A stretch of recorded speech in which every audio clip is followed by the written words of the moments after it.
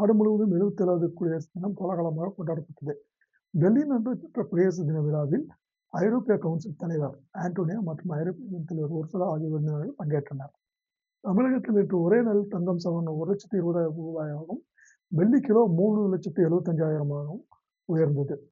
தமிழ்நாட்டில் நடைபெற்ற குடியரசு தின விழாவில் தேசிய கொடி ஏற்றினார் கவர்னர் ரவி. விருது பெற்றவர்களுக்கு பதக்கம் வழங்கினார் ஸ்டாலின்.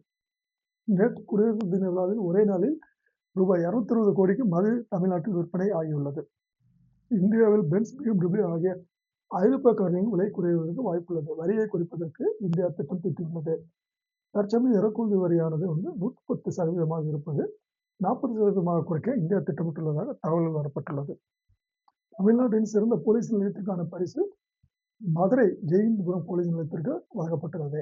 2வது பரிசு திருப்பூர் வடக்கு போலீஸ் நிலையத்திற்கும், 3வது பரிசு மேட்டுப்பாளையம் கோயம்புத்தூர்ல மேட்டுப்பாளையம் போலீஸ் நிலையத்திற்கும் தமிழ்நாடு முதல்வர் ஸ்டாலின் நேற்று நடந்த குடியரசு தினத்தில் வழங்கினார்.